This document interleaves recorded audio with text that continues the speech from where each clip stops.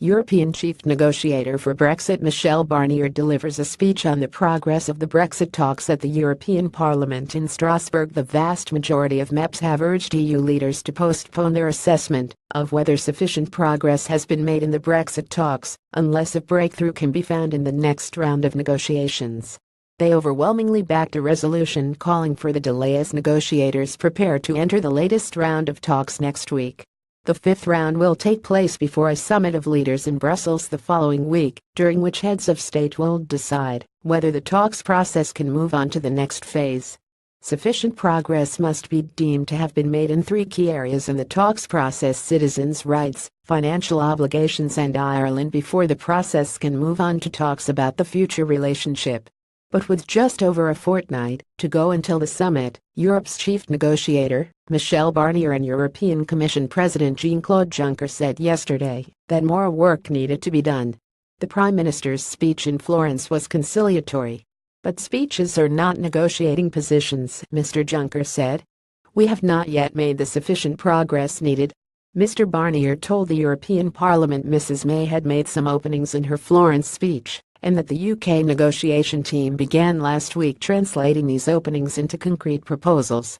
He said that the UK and EU teams were converging on the common principles that would guide the response to Ireland. He said both sides recognize that Ireland is in a unique situation and that any solution must be fully informed by the particular circumstances on the island. And he reiterated that solutions which the onus is on Britain to come up with must respect the integrity of the EU's legal order, as well as the Good Friday Agreement. At this stage, it is particularly important to ensure the concrete modalities of continuing the numerous North-South cooperation schemes provided for in this agreement, and the continuation of the Common Travel Area, which requires precise and detailed work, and which we are engaging in constructively with the British side. He said he believed advancements could be made on the issue of citizens' rights.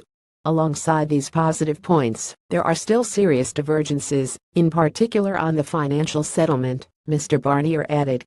On this point, we simply expect commitments taken at 28 to be honored at 28. It is as simple as that. That taxpayers in the 27 member states do not have to pay for the consequences of a decision they did not make. No more, no less.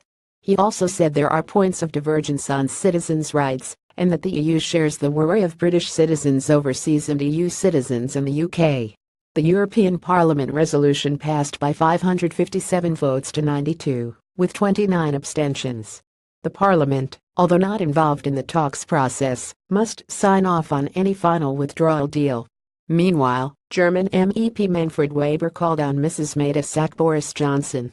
Mr. Weber added that the top question at the moment is who shall I call in London that speaks for the British government. Irish Independent.